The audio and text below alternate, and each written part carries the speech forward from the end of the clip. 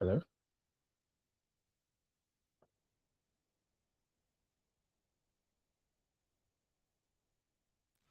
Hello, good evening. The speaker is on the call already, so we'll just kick off. Um,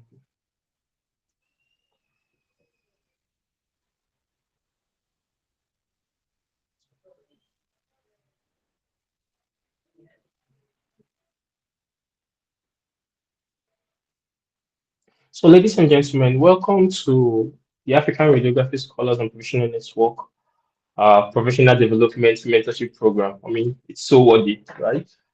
Today, we're kicking off with the scholarship track, and tonight we'll be exploring the Chevening Scholarship Award, what it entails, and how to make the best of the chances or leverage the opportunity better. Tonight on the call, we have a mentor to ARSPN generally. He has been with us before and is back here again. Mr. Wisdom Mansa.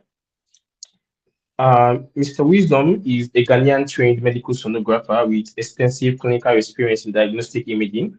He recently completed his medical imaging with management at the Institute of Medical Imaging and Visualization, Bournemouth University, where he graduated with a distinction. I know he left that one out.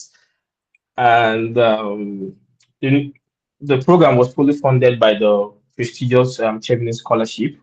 He's an active volunteer and researcher with strong interest in neuroimaging, radiography management, and education. His work is driven by a commitment in advancing clinical practice and improving patient outcome. Ladies and gentlemen, join me as we welcome Mr. Wisdom to the call. Sir, the floor is yours. Thank you so much for the introduction, and I have to apologize for joining so late. I think my current location kind of deceived me a little, so I'm not able to tell the exact time the meeting is supposed to start. On my calendar, it's showing that it's supposed to be 7 p.m. from my end, which I guess is, I don't know if it's the same at your end, but there's some kind of mislapping there, so I'm so sorry. So, as introduced, my name is Wisdom Mensa, and I'm a sonographer. Just finished my MSc, and then currently advancing into research and doing a bit of clinical work as well. And I hope everybody can hear me. I'm not too sure. Yes, we can hear you. Good. A lot of people's video is off, so I don't know who I'm talking to, and I'm not too sure the audience, the background of the audience, and then what they really wish to take from this meeting today.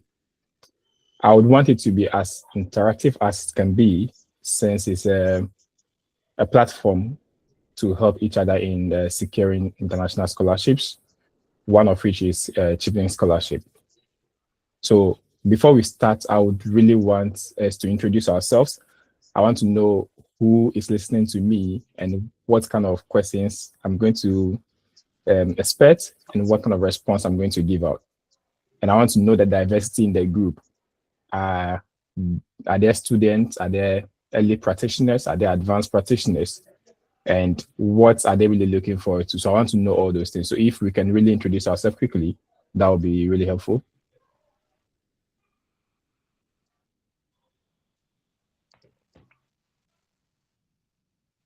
Is that really possible? Yeah, sure. Great. Okay, I'll go first. Let me open the floor. So my name is Chijoke Ibe. I'm the founder of the African Radiography Scholars and Professional Network. I'm an early career radiographer, and I'm looking forward towards exploring postgraduate opportunities, making applications this year in particular. So I'm eager to learn from all the knowledge that will be shared on this course. Okay. Thank you. Anybody else? Good evening, sir. Yeah. Good evening. Good evening. My name is Musba Mubarak Amilekun from Nigeria. I graduated from University of Maiduguri last year. So I'm also eager to learn and also to seek how to get scholarship, international scholarship as well, to further my education in videography. Thank you so much, sir. All right, thank you. So that's Mubarak. Okay. Anybody?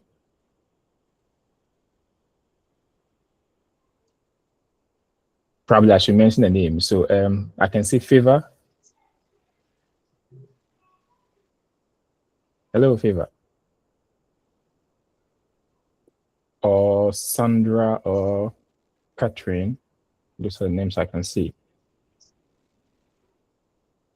If that's not possible, then we could just advance. At least I have a fair idea as to the kind of people that are on the call. I don't know if it's going to be in series, and this should be just the first session, because if you are planning to apply for a Chevening scholarship, it requires some form of dedication and it requires some form of preparation before the application window is open. Mostly it's around August. So from now until August, we have a couple of months to put our resources together towards the application. As I'm aware, the current policy change regarding the Chevening scholarship requires that at least you have 2 years post-study before you can make an application for the Chevening scholarship.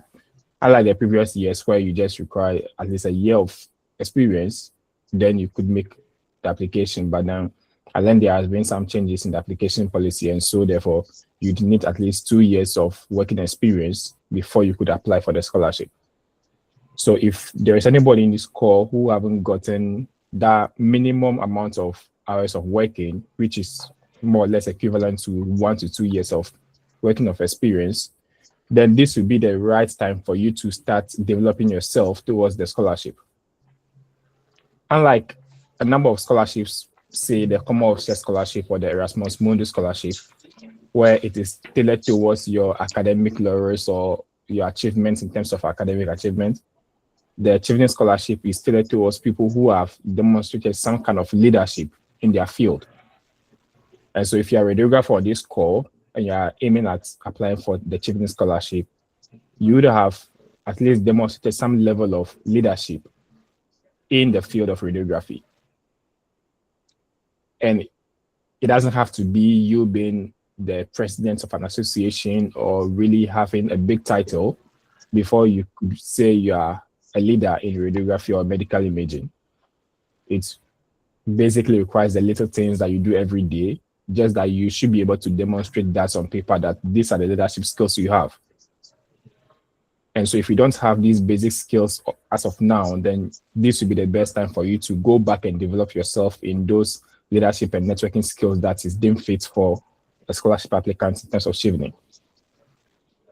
Also, if you are an early career radiographer or medical imaging practitioner like Chijeke, it would be relevant if you don't have those leadership skills for you to develop them from now until August if you intend to make your applications this year. Now, let me just go over the application process briefly so that we have an idea as to what we are applying for. The scholarship application is divided into 2 sections or 2 categories. The first section is always about you making an application by writing some structured essays. And the second part requires that you go for an interview. And after passing the interview, you are awarded the scholarship. So these are the 2 sections of the scholarship. The first part, which requires for you to apply by answering some essay questions. Most of the time, the questions are divided into 4 categories. One has to test your leadership skills. One have to be assessing your knowledge in your networking skills. The other had to do with why you're applying for the scholarship and why you're choosing the particular universities that you're selecting. And the last one have to do with your career progression, your short-term goals, your mid-term goals, and long-term goals. The previous years, the questions were just direct, where you write the essays, I think a minimum of 500 words or a maximum of 500 words for each of the categories, the 4 categories. That's the leadership, the networking, why you're choosing the UK and why you're selecting the universities, and then your career goals in terms of your short-term, your mid-term, and your long-term goals. But then I'm aware that the last year's application has been recategorized. The same set of questions, but it has been broken down into smaller bites or smaller bits. When you look at the Commonwealth Share Scholarship, most of the time the questions are arranged in a certain way, even though it's testing the same thing in terms of leadership, networking, and others. The questions have been broken down into smaller bits for you to answer. So a section could have about just 100 words, 200 words, or 250 words, and you're supposed to write the essay to meet those targets. So that's the first part of the scholarship. If you're able to advance to the second stage, which is mostly in February, where you're being called for an interview, then you go and meet a panel and you are asked certain questions regarding the essays you have written. And then what you are doing currently is just more or less a repetition of the essay you have written, though, but then they want to see the person behind the essay and interact with the person. Based on that, you are selected from the interview if you are successful, and you are awarded the full scholarship to come and study the program of choice in the UK. Now, there is a bit of challenge when it comes to radiography or medical imaging. It's quite difficult for a lot of people to be selected for the scholarship. Not because they are not competent enough or not because they don't have the skill set, but it's just the landscape of the scholarship in nature. Most of the time it's awarded to people within the social sciences or people within the education and the engineering field. Hardly before it's being awarded to somebody within the health sector, and particularly radiography. It's quite difficult, but it's not possible. And so for you to be awarded, you need to put in a lot of work, a lot of time dedicated to the application in order to have a very solid application and make a good case for yourself to be selected. Last year, the last application window, that was just last August, a number of radiographers applied. Only 2 was able to succeed to the next stage, which is the interview stage. And I know 2 of them were having the interview just next week, somewhere next week. 1 from Ghana, 1 from Nigeria. So you can see how competitive it is, even though I know a number of radiographers that applied. I could count more than 20 radiographers that applied across the nations that I know. But only 2 were successful so far that I'm aware of. So that's how competitive it is, even when it comes to radiography.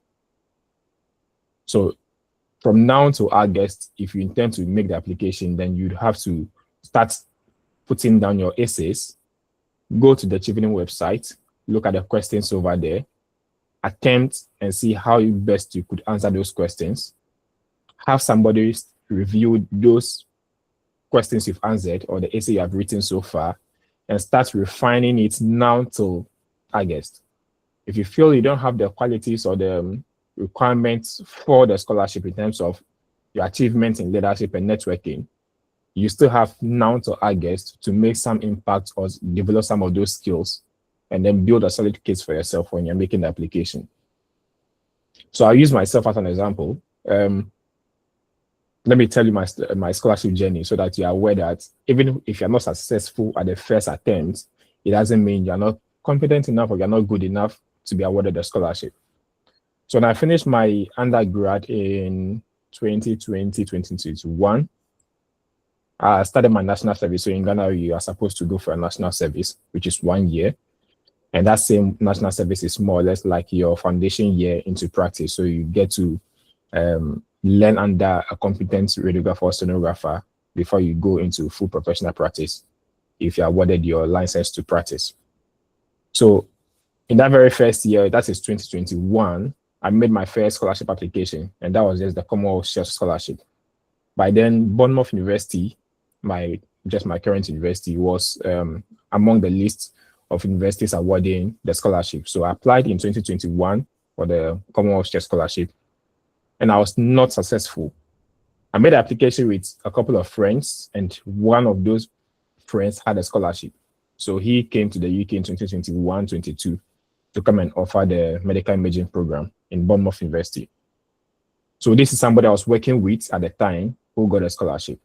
And so I was left there. In 2022-23 cycle, I made another attempt again. So that was going to be my second scholarship application. Applied for the Commonwealth Scholarship again, applied to the Chevening Scholarship, and applied for the Erasmus Mundus Scholarship and some individual university scholarships. And amongst them, I was not successful again. But again, I have a colleague who was successful and I think went to Gloucester University, and he did something in molecular imaging and stuff. Even though he's a radiographer, but he went to molecular imaging.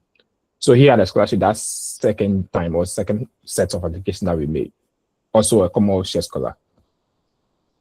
So in the 23-24 cycle, so that was my third attempt of making application to a scholarship. This time round, I applied for Commonwealth Share Scholarship again. I don't know what's with me and Commonwealth Share Scholarship, but I applied for the Commonwealth Share Scholarship again, and I applied for the Chevening Scholarship. I was not successful with the Commonwealth Share Scholarship, but this time I was nominated for the interview stage for the Chevening Scholarship. I went for the interview, and in 2024, I was awarded the Chevening Scholarship. Now, the reason why, upon reflection, so this is a self-reflection, what I believe was lagging in my earlier 3 applications was my preparation and the qualities that the scholarship desired that I was not putting in. So after the first set of application I made and I was not successful, I took it upon myself to invest in myself. Look at the key things the scholarship is looking for and make sure I align myself well with those things. So that was the start of my volunteering journey and my leadership journey. A number of people know me in doing so many things when it comes to advancing fetal-maternal care in Ghana. So I decided that I'm a sonographer. I was working at the northern part of Ghana, where there isn't so much facilities in terms of healthcare. There's only one teaching hospital serving about 4 different regions in Ghana at the time, at the northern part. So I work part-time in the hospital and I work part-time for a private facility where the owner happens to be my superintendent at the hospital, at the teaching hospital. So he has a mobile ultrasound machine, and the best I could do was to always rent that mobile ultrasound machine during the weekends, call upon a friend who was able to ride motorbike at the time because I was so terrible at. I didn't like the idea of riding motorbike to very far the village somewhere. So he was the one to ride me. And we do go to several communities within these areas to offer free services to the women in those regions. So pregnant women who need ultrasound scan at the time, and people who are not able to have the financial means to come to the teaching hospital to have the scan. So I was able to provide those services for them at my own cost. And as I was doing this, I was documenting each and every activity that I undertake. When I go to the villages, I take pictures, I write my self-reflection after I come back and document everything. Because if you don't have documentation for the things you do, then it will be difficult for you to be able to put them into words when you're making the application. So I went to a number of villages, collaborated with a number of healthcare practitioners across those villages and the communities. And then because of the evidence I've gathered over the period, I was able to put in a strong application in the 23-24 application window. And the reason why I'm saying that, if you're somebody on this call right now who is not within yourself, you know that you have not gotten all the requisite skills that the scholarship desires, then this will be the time for you to go back, reflect and see the skills you are lagging and try to put in some work to develop those skills, because those are the things, if you don't have a story, it's difficult for you to make an application. Imagine you are just fresh from the university and during your university days, you've not really done any leadership activity, or you have not engaged in any leadership work. It will be difficult for you to sit down and write an essay that requires that you meet a certain standard of leadership in the essay. So, assuming the question asks, what kind of leadership skills do you require, do you have, and how does those leadership skills influence your practice? If you've not really engaged in any leadership activity within your workplace, within maybe when you were in school or probably in your community, it will be difficult for you to write something in words to reflect what you have not done. Very difficult. But if we take somebody like Chijioke, who has been able to form this association or be able to put this college together, he already has a story in this line, because one, the key thing he can point is that he's trying to promote the profession in his country and across Africa. He's able to put together a number of professionals across Africa together to advance knowledge in medical imaging and radiography practice. This alone is a story he could write on. So if he's writing a leadership essay for the Chevening Scholarship, he has 1 point already that he could write on. So assuming somebody is a secretary for this same college, that person acting in the capacity of secretary also have a leadership skill because he is part of this movement and then he's able to carry out certain activities. Assuming somebody is a graphic designer for this same college, the person has a certain leadership skills because he's able to do one or two things that advances the same vision and aim of this college. So it doesn't require you to have maybe be the CEO of a hospital or be the head of departments of your facility or something. It just requires that you have certain level of leadership qualities because Chevening is just always about leadership and networking. They are trying to develop future leaders who will be able to network with people from across the world and be able to make impact within their profession, within their country, or within their communities. That's basically what Chevening is looking for.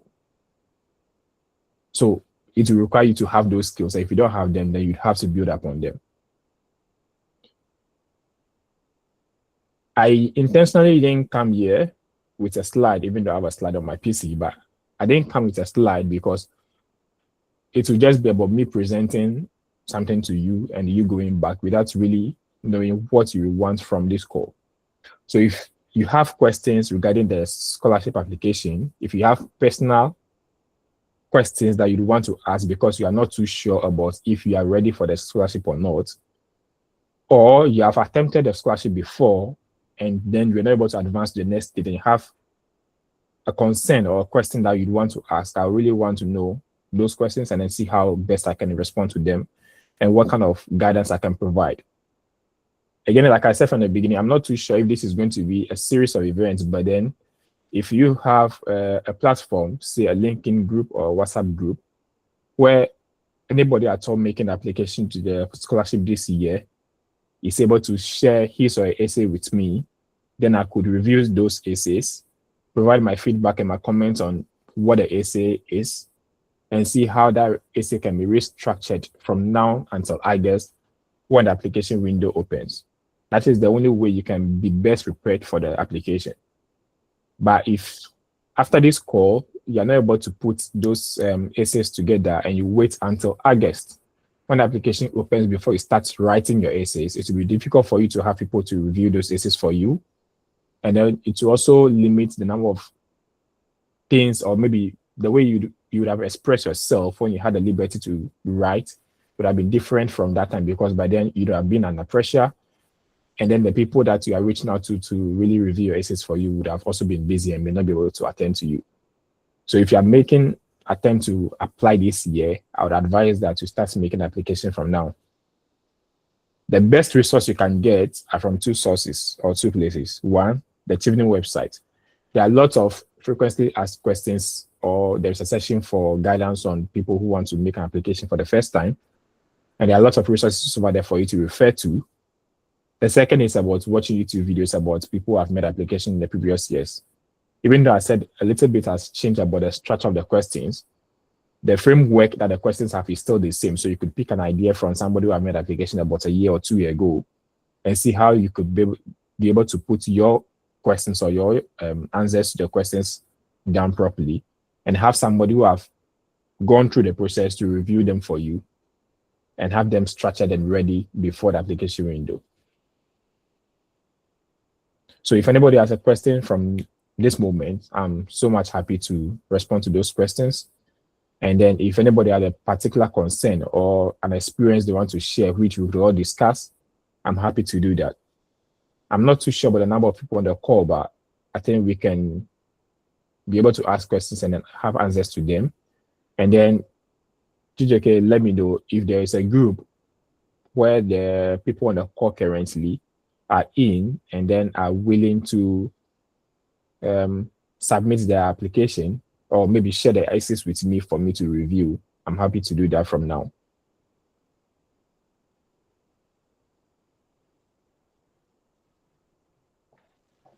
All right, sir. Yeah, we have a group a WhatsApp group, a track community for the different tracks that we have on this mentorship program. And looking at the call and the number of the people we have in the group, it's actually how will I say it? So a bit unserious, right? Because we had a lot of people show enthusiasm, a lot of people joined the onboarding webinar, and I mean it's now time to do the work, and people are lagging behind already. That's about that. So there are people that couldn't register. So I'm making a request, Mr. Wisdom. So there are people that Yep. couldn't register for this track program, and we have a larger community, a larger WhatsApp community of over 500 medical imaging practitioners across Africa. Yeah. Is it possible to extend this to them? If people that are interested in applying for Chevening this year, to extend it to them. I mean, we have people already in the track community, and judging from what I'm seeing here, they're not showing a lot of zeal for it. The people that are not on this call, they're not showing a lot of zeal for it. So is it possible to extend this to them? It is possible. So this is what I had in mind when I went through the documents and the things you shared. Yeah. I thought we had a concise, smaller number of people who are dedicated and willing to make the application probably this year or next year. And since it's a mentorship forum or platform, I was hoping because the number will be a bit smaller, manageable. If it's, let's say, currently 10 people, I'm responsible for these 10 people. And so during the application process, I'll be able to review their essays, give comments all through the journey until they made a submission for the application or for the Chevening application. And then for those that are successful to the interview stage, I'll be able to organize my colleagues, and then we have the mock session for them so they go in for the interview. So if you want to extend to the broader community, you might have a lot of people now showing some kind of interest, and then the number could become larger and not be able to manage it. And so it will not be as efficient as it's supposed to be. Because if you have about 20, 25 people send their essays to me, honestly, there's no way I'll be able to review them. So on this call currently, if we have about 10, 15 people on this call, and among those 10, 15 people, 5, 7, 10 people are really ready and willing to make the application, then I'll be happy to have a group and join that group with them. Occasionally send tips and advices on how they can progress with the application. When they have a sample or drafts ready, I'm able to respond to those drafts, give my comments and feedback on them, and be able to guide them all the way through to the application. That is what I envisioned, and that is what I had in mind. So the larger group may not really work for me. Okay. Yeah. All right. So, if you have questions, I want to ask, what are the necessary documents that are required? What are the necessary documents that are required via application? I know applications usually require school transcripts, usually require other supporting documents. Then, what is now also the steps to be taken via application? So scholarship, you have to apply for the school, then apply for a scholarship. Some you have to apply for scholarship before you apply for the school. So I just wanted us to have a clear understanding of how it works for Chevening. Okay. That's a good one. I was assuming that anybody who's on this call would have done the background work to know. But then for Chevening scholarship in particular, before you start or have an idea of making an application, you need your certificate from your undergraduate degree. You need your transcript. You need to have lecturers or people who will be able to give you a reference letter when it's requested for. Some schools would require that you upload those references before they make a decision. Some would make a decision and ask you to upload those documents later on. So that is with you applying for the school. So a Chevening scholarship, even though during the application stage, you're not really required to make an application to the school and get an admission letter. If you have admission letter at the time of making the application, it's still fine. Honestly, when I was making my application, I wasn't having admission from any of the schools. I made the Chevening scholarship application first, and now went back to make the application to the schools. But then I knew the schools I was going to. So when you are going to apply, you don't have to pressure yourself because you've not gotten admission, you'll be panicking and probably feel you're not ready. You don't have to feel so.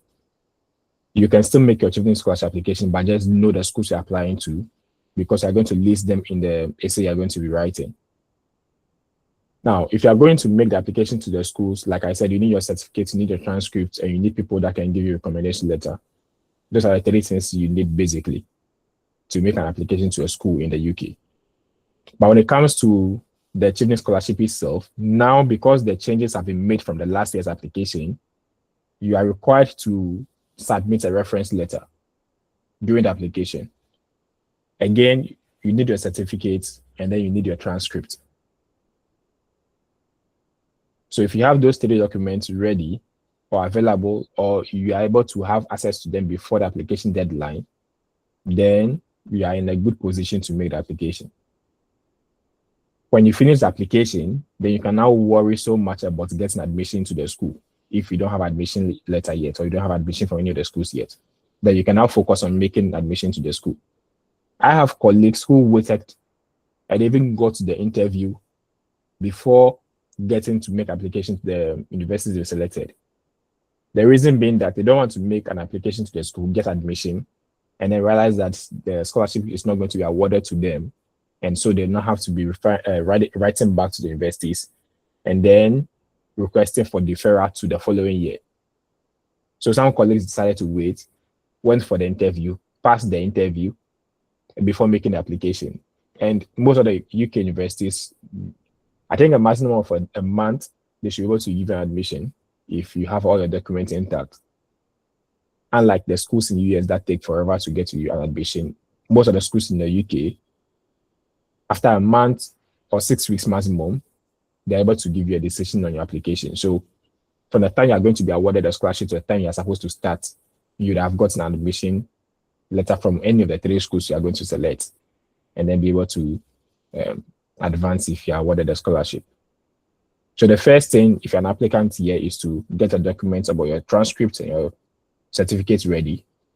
Have at least 2 or 3 lecturers from university who will be willing to give you a reference letter or recommendation letter if you request for one. Once you have those 3 things ready, you should be good enough to go. I don't know if that's able, if that answers the question. I don't know. I'm not too sure. Yes, it did. It did. And my apologies for my voice is terrible, and I'm so stressed out because I went somewhere and I just got back. So, and it was really cold when I went outside. So, apologies for my terrible voice. And any other question? Yeah, I saw someone raise his hand.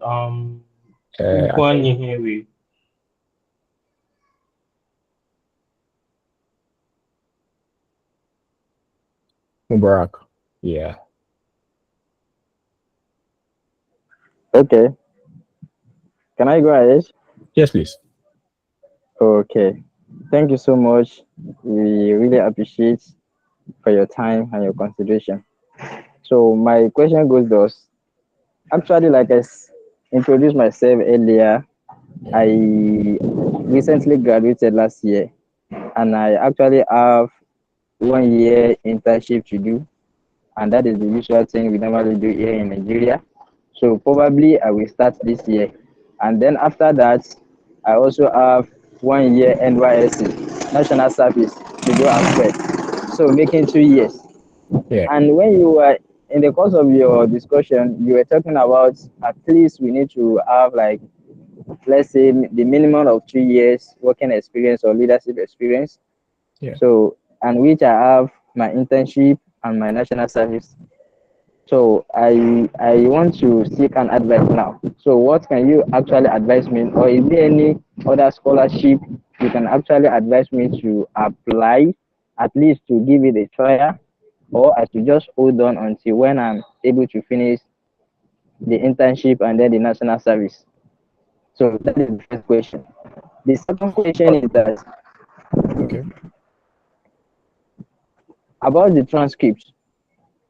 Yeah. It is my school that will send the transcript to the school I'm applying to directly, or I have to collect my own transcript from the school and send it to the school I'm applying to. Okay. So that is the second question. Then the third question is that let's assume that I got admission, I got scholarship, but I'm unable to get the admission from the school I applied to, maybe due to one reason or the other. So is there like, do you think, or do they normally like give like, okay, like how many years that scholarship can expire? Or if I'm unable to get it this year, can I still use the same scholarship for this next application like next year? So thank you so much, sir. Okay, so I'll start answering from the last question you asked. Once you are awarded a Chevening scholarship, it's just for that particular year. And so if you're not able to get admission to a school, there's lots of feedback. Can you mute your mic? Okay, thank you. So when you're awarded a scholarship, let's say the Chevening scholarship is just for that particular year for which you've applied to. So that's just going to apply to that year. If you are not able to get an admission from your university, then that is going to be unfortunate unless there is a special situation which is beyond yourself and the scholarship body, then it could be deferred to the following year. So I'll use my cohort as an example. When we were awarded a scholarship, there was a nurse amongst us who didn't come with our cohort, but came with the current cohort because he applied to the school and the program he applied for, the program has been dissolved from the university. At the time that he was awarded the scholarship, his program has been dissolved. And that is the only program he wanted to read at that university at the time. The other schools that he selected for, he didn't apply to those schools. He applied to only one school, and the program in the school has been dissolved. So he wrote back to the scholarship body in the country and requests that his scholarship be deferred to the following year so that he could make applications to a different school. The Chevening secretariat in the country, so that's Ghana in the country, reached out to the university, confirmed the situation, and then deferred his scholarship to this current year. So he came with the current cohort, he didn't come with my cohort. I'm aware of some other countries like Pakistan, Iran and co, Israel and co. Students from those countries, most of the time, if they're not able to leave their country at the time the scholarship has been awarded, sometimes they defer to the following year for them because of whatever situation is going on at the time. So assuming there was a situation in your country which is preventing you from leaving to the UK to come and study, based on that circumstance and situation, your scholarship could defer to the following year. But if it's about you not getting admission to any of the schools you've applied to, then the scholarship will be cancelled. So that is like a mistake from your end. You're not able to make an application, or you've not met the requirements for the school to award you an admission. And so therefore, your scholarship will not be deferred to the following year. It will be cancelled and then the award is given to the next person in line. The second question about your transcript. Most of the schools in the UK will request that you submit the transcript during the application yourself. Only very few, probably the Ivy League schools like the Cambridge and the Oxford, that may request for the transcript from your school directly. But even that one, in some of the departments, you are requested to submit the transcript by yourself. So you need to go to your school, get that original transcript, and have a copy to yourself. If you are requested to submit it during your application, you are safe. If the university is saying you should provide your school's details and then they will reach out to the university, that's a different business altogether. You don't have to worry because that is from their end. But then you should have the transcript. You should have a copy of your transcript. which you could use in your application. The first question you asked about your NYSC, I don't know if that's how it's called, but I know the NYSC or something. Yes, sir. NYSC. That, But before NYSC, you normally have internship before NYSC. yeah, so it's just unfortunate that in Nigeria they've separated these two things, so it becomes 2 years. In Ghana we have the same thing, but then it's merged into 1 year. So you are doing your national service and then you are doing internship as well. So it's all in one package as 1 year. So the scholarship request or is requiring that you have at least 2 years post-study qualification. In Ghana, currently that 1 year national service we do no longer counts. As of last year, that's 1 year scholarship doesn't 1 year internship and national service doesn't count any longer towards your number of hours of working as a requirement for your scholarship application. So they require that you have at least additional 1 year or 2 years working experience post the national service before you make an application. So that was the situation as of last year. I don't know if that same rule will apply this year or it will be changed. So in your situation, after your internship and your national service, that is 2 years. And so they'll be requiring that you have additional 1 year working experience. If the rule that is applying in Ghana is the same rule going to apply in Nigeria, then that's what it's going to mean. After your 2 years of internship and national service, you'd have to get 1 year extra working experience before you can make an application. But since I'm not too sure about that situation, we could confirm from the current applicants or the current scholars from Nigeria that I know, I could confirm from them if that situation is still holding or not. What our advice is that since you have 1 year to go, I would advise you that to use this 1 year of your national service or your internship to develop yourself. Engage in volunteering activities, engage in leadership activities, put up initiatives by yourself or collaborate with your colleagues to put up initiatives, and have a document or have a documentation of all the activities you are doing that you could use to write your story regarding the application you want to make. If you are looking at making an application for a master's program in radiography or medical imaging, you'd have to start developing yourself in line to the application you want to make. If you're looking at going to do a public health, you need to start making initiatives or activities that align with public health so that when you're making your story and writing your story, the story could really collaborate or corroborate, and then you'd have a strong application. Imagine all your leadership and volunteering you've done is about church activities and they're applying for a medical imaging scholarship. You see, even though that's a significant amount of leadership skills that will be demonstrated during your church activities, it doesn't really relate to the program you're applying for. So develop yourself in a way that aligns with the scholarship you're going to apply for, so that when you're writing your story could really tell one whole holistic or one nice story that whoever is reading from the other end is able to know, okay, this is who you are, this is what you have done, and this is where you want to develop yourself in. So that the story is cohesive enough and it tells one good story that the person going to evaluate your essay would like and then progress you to the next stage. If that story is not cohesive, it's just scattered all over the place, you are a radiographer, you are doing leadership in business management somewhere, and you're applying for a public health. These are 3 different things, and then they are not really telling one holistic story. So the person will be wondering, so who are you? What really are you looking for? And how do you want to develop yourself? And this is also going to affect your essay in terms of your long-term, mid-term, and short-term goals, because you don't have one holistic story. So you're going to be writing fragmented stories in that sector. So you need to develop yourself now, but make sure you are conscious of what you are doing and intentional about it. I hope you understand what I'm trying to say. Yes, sir. Yes, sir. Yes, sir.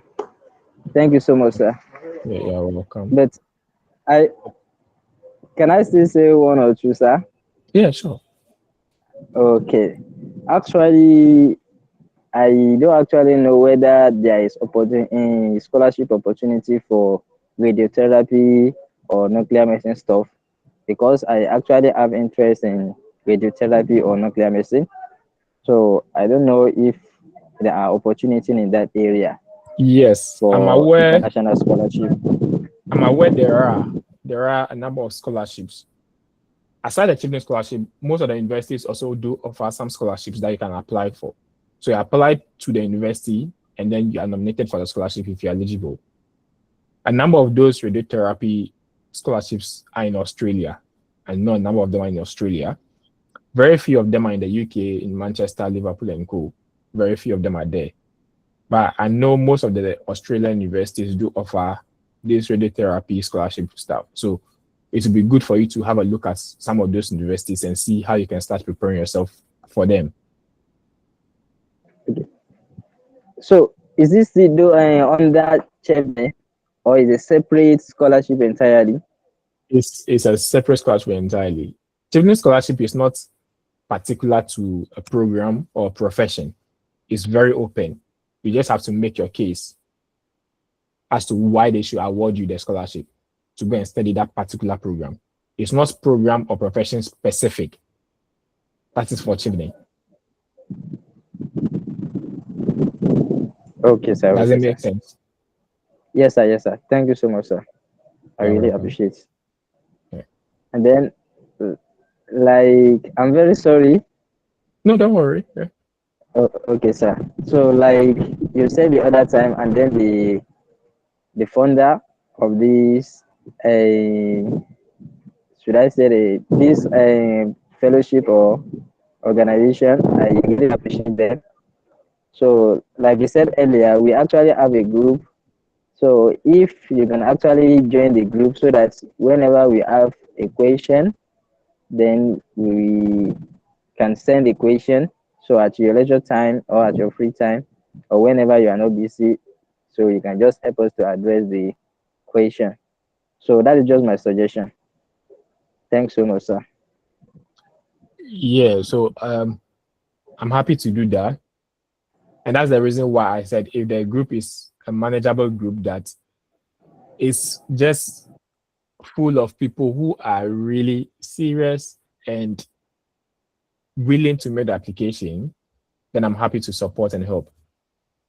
But if it's going to be people who are not really ready and would have to be asking questions that they're supposed to do the basic research about and be able to find online, then I don't know how that is going to be useful of my time. So if you have the people on this call, a number of you who are willing to make the application this year or next year, you have questions or you have concerns that you are not able to find answers to, then I'm happy to join the group and provide those answers to the questions. All right. We are joining the group. So we name it chip in the wisdom. So we're Yes. going to, yeah. So what I'm thinking of now is to do like a major sieving or sifting rather, whereby Yeah. we get only people that are serious about applying this year or next year, and they should not be, like you say, the number you can carry. They should not be more than 10. Then we get them and we make sure we vet them. They are serious about applying, and they've gotten the basic requirement. They have their transcript ready, they have their passports ready, they have their school certificates ready. Then we get them in the group. Then we invite you to join the group. I don't know if that works. Yeah, that works. I honestly thought that is what we are doing today. That is what I thought. That all that have been done already, the group have been put together. And so the number of people I'm meeting today are just people who are willing to make the application this year or next year. And that's the reason why I didn't open up my slide to present, because I thought I was coming to talk to a smaller number of people who are ready. And so we are just going to have an interaction. They asking me the questions they need to ask, how to prepare for the application, when to start writing, how to go about it. And so we are making progress, and then we are meeting maybe twice every 2 weeks or once every 2 weeks or a month or something, just to be able to be accountable and be able to progress until the application window is open. So that's what I actually thought we were doing today. But if that, obviously that's not the case now. So if you can't be able to collate the people who are ready and serious to make the application, then I could join the group when the group is ready and you invite me to join, and we can take it from there.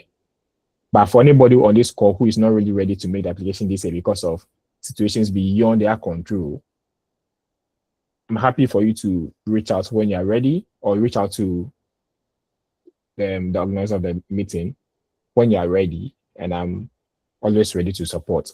I may not always be available because sometimes, yeah, we are all busy, but whenever I'm ready, I'm going to respond to you and then answer your questions.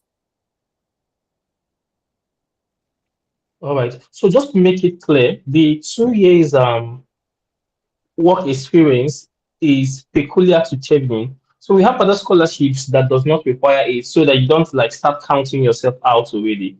So the 2 years is peculiar to Chevening. So you have a clear grasp of what we're saying. Yeah. So this is just Chevening. If it's about Commonwealth Share Scholarship, we right after school, if you think you have met the requirements, you can just apply. So that's for Commonwealth Share. The Commonwealth Masters as well. I don't know. I think that one you need to apply through a nominating agency or something. But then the other one too, you can always apply. For the Erasmus Mundus, yes, you don't need working experience to apply for the Erasmus Mundus. You can always apply for that, because I applied right after school. I know some people who applied right after school and also had it. For Mastercard scholarship, yes, you don't need working experience to really apply. So there are some big scholarships out there, and then there are some university-specific scholarships out there that you don't really need the years of working of experience to apply to them. So instead of waiting for that 2 years to apply for Chevening, you could be trying those ones out and see if you're eligible and then you're able to win it. If not, you can use that time to be developing yourself for Chevening.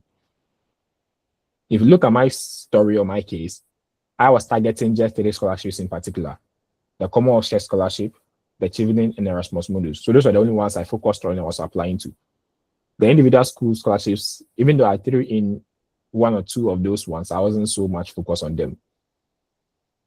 So you just have to select the area you are going into, the scholarships, focus on those areas, and start building yourself and making your application for them.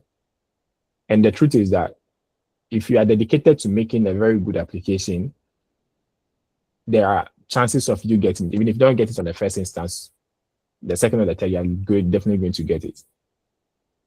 I know my friends had it on the first attempt.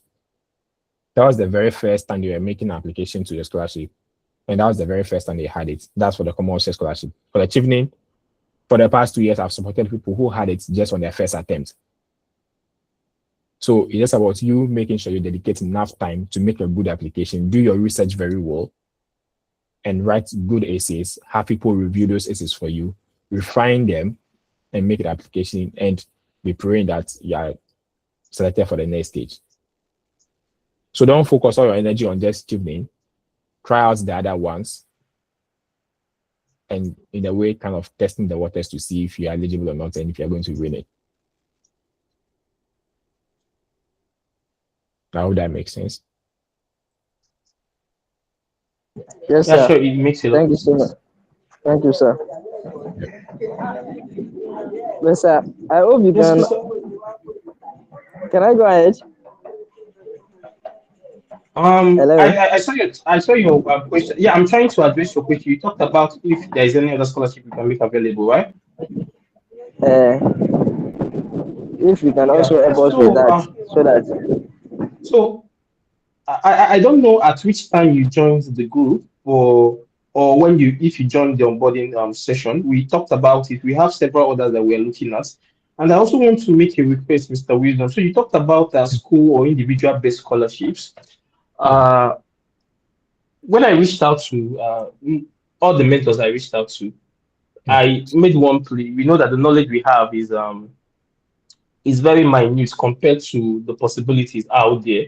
So we did our research ourselves. So we have someone coming in next month for a school-based scholarship at the University of Calgary. I think it's Albert Graduate Research and Excellence Scholarship in Medical Imaging in Canada.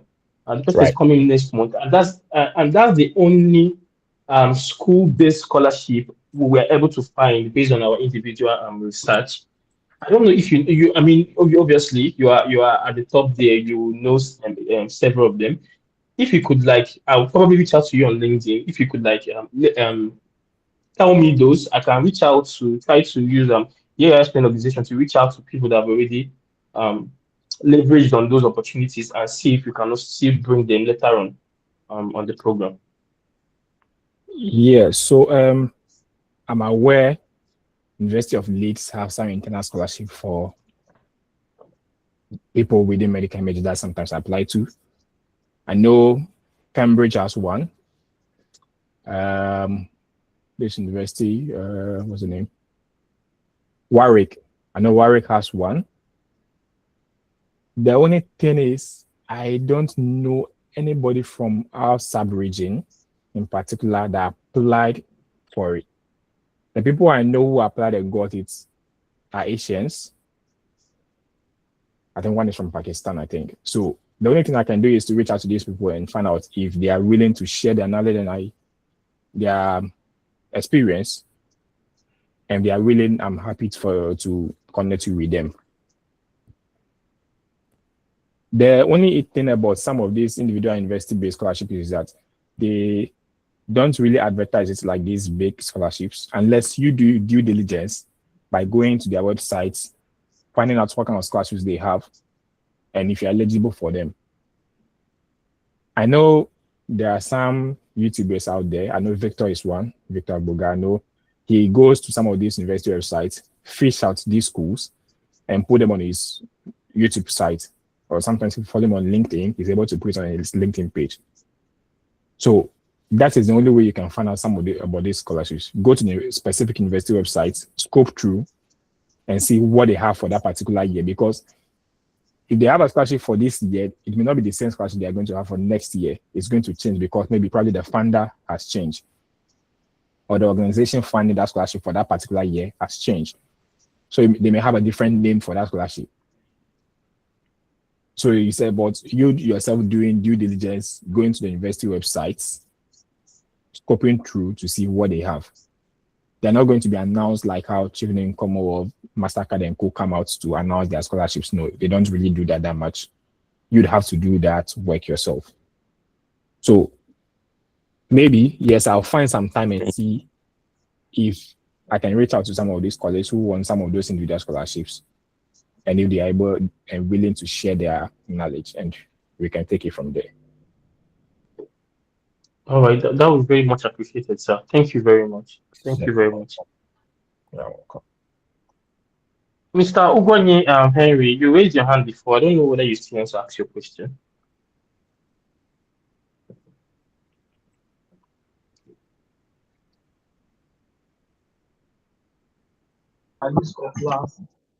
Yes, for what? Good evening, sir. Good evening. We can't hear you. Some people they used to remove Sorry. their hands. You're very Thank you much so much. very noisy.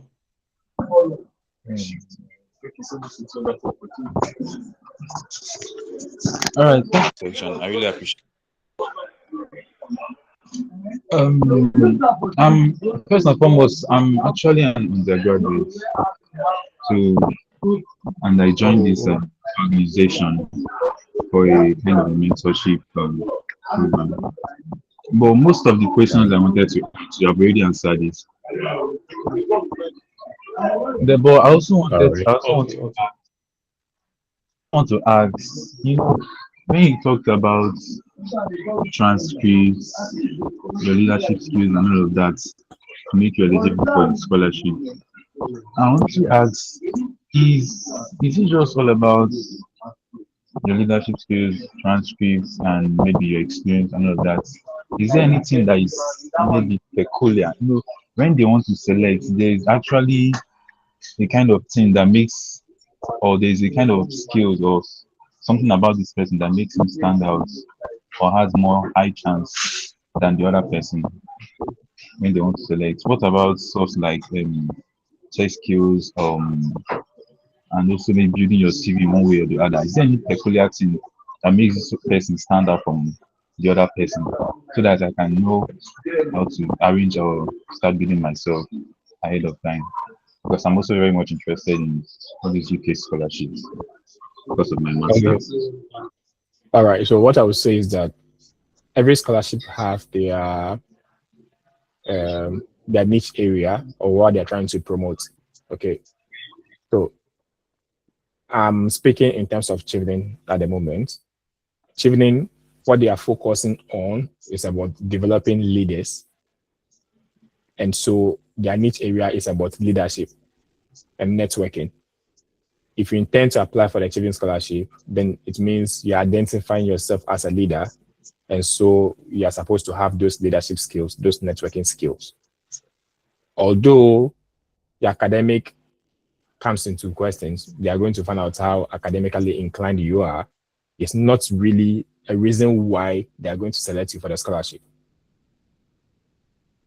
At least you should have a second class upper or second class with some good number of years of experience, and that should be more than enough. So Chevening is not going to look at if you've gotten a first class or not. No. Maybe the university you're applying to may look at that to give you an admission, but for the scholarship itself, Chevening is not going to look at your class to award you the scholarship. Chevening is going to look at your leadership and networking skills. So if you don't have those skills, if you don't have those skills now, this is the time to develop them.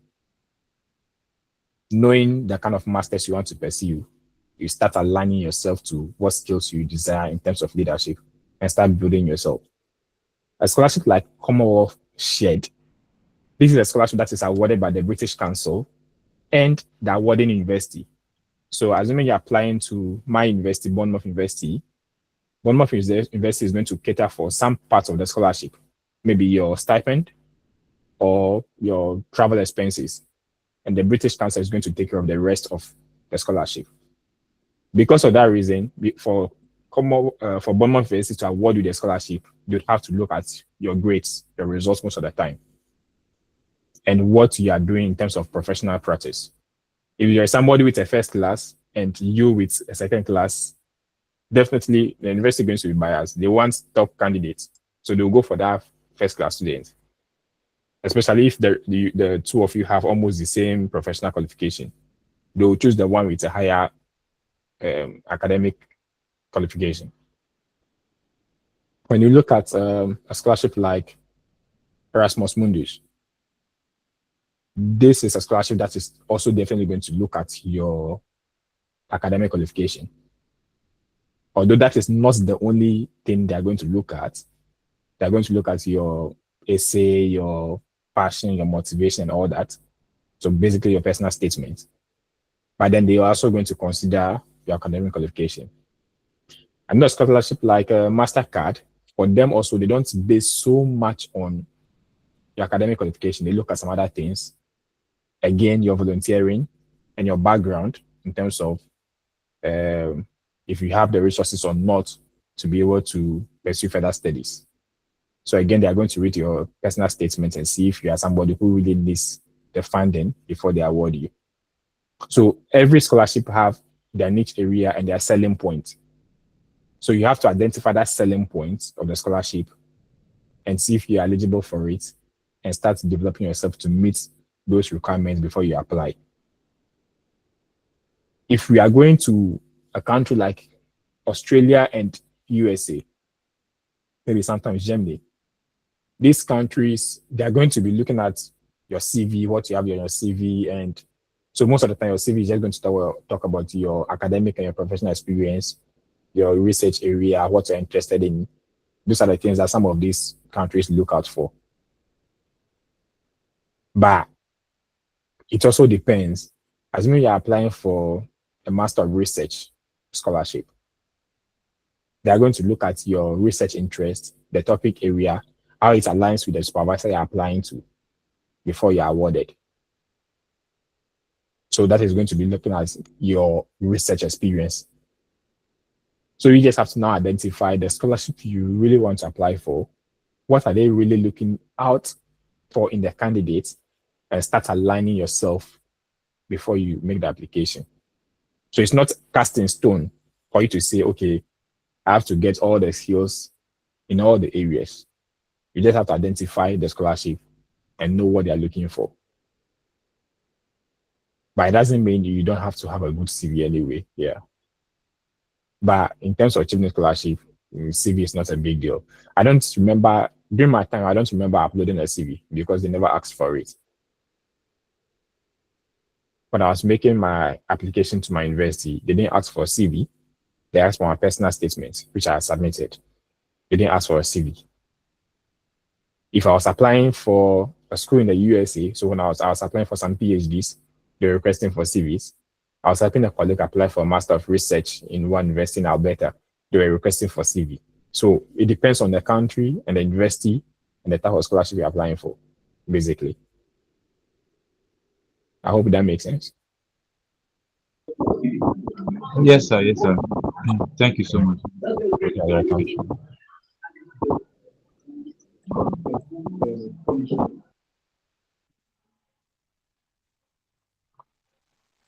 Do we still have people that want to ask questions? You can unmute your mic and ask your question.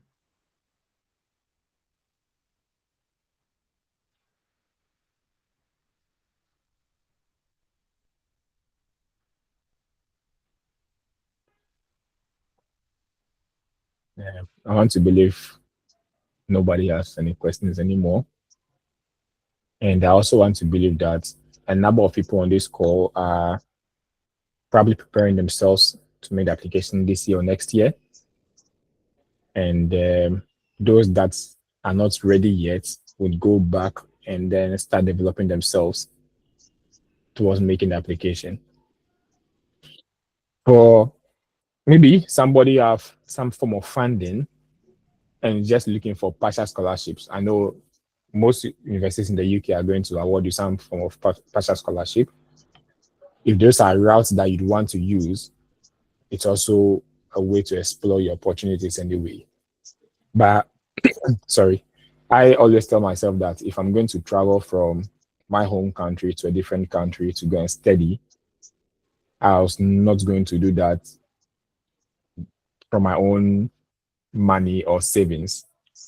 And so the moment I put that into my mind, I was always finding ways to make applications for scholarship because that was the only way I was going to find myself in a different country to pursue further studies. And luckily, I put in the work, I got the results, and I'm done with it. Currently I've applied to a number of scholarships to still pursue my PhD. And I know I was not going to pay for a PhD. It's something I'm never going to do. And so I've dedicated time to apply for my PhD. I've gotten the funding for it, and I'm starting very soon. And again, I'm not going to pay for it. So there are a lot of scholarships out there, there are lots of fundings out there, but it all boils down to you, the individual, your dedication, and how well you put in an application to get it. Sometimes you may not get it on the first attempt.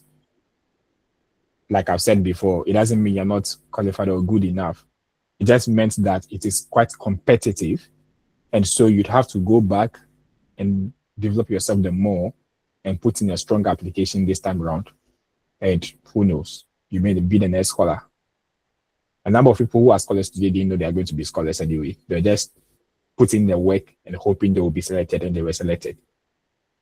It's not a cast in stone or magic anybody does anywhere. So if you're on this call today, you have dedicated yourself that, okay, I'm not going to fund myself from my savings to go and pursue further studies. I'm going to get it through a scholarship. Then start having that shift in mindset. Start having that mindset to start preparing and putting in the work, because it's going to require a lot of dedication.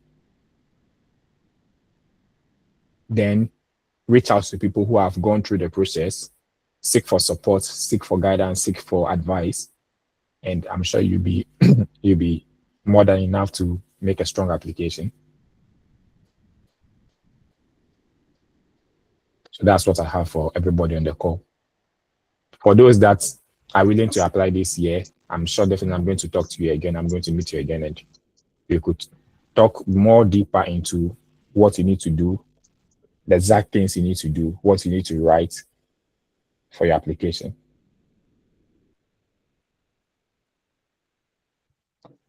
Thank you so much, Mr. Wisdom. Words cannot even describe how grateful I am personally, and for always putting us in mind. Despite your schedule and how high you've gone in the profession, and a lot of people that are reaching out for guidance, and you still look at ARSPN and it's worth your time. We're really, really grateful for it, and we don't take it for granted. Personally, I don't know for any other person in this call. I have learned a lot, and I've gained more clarity because I also want to put in applications to see it too. So um, it's like a springboard for me. Thank you very much, Mr. Wisdom. And what I'm assuring is that the next set of people you're going to meet, even if it's five, even if it's three, are people that are really, really serious and they've done their basic homework about this application, Chevening wise. Yeah. Thank you very much for your time again. Thank you, and thank you again. Yeah, so much welcome, and hopefully we meet the set of people that are going to meet the application record. We can dedicate some time and take it from there. Okay. All right, everyone. It's been a wonderful session. I mean, this is the first meeting we're having for the professional development and mentorship program, and we're talking about the scholarship track. And just like I said, Chevening is one of it. We are looking at a Commonwealth share. We are looking at our research-based scholarship at Calgary. We are looking at IAEA, that's a Maria Curie scholarship for ladies that are into nuclear medicine and radiotherapy. We have a mentor in that area. So these are the ones we have on board. So as time goes on, if we see other ones, we still bring them to limelight. Thank you, everyone, and do enjoy the rest of your day. Have a wonderful day, everyone. Good night.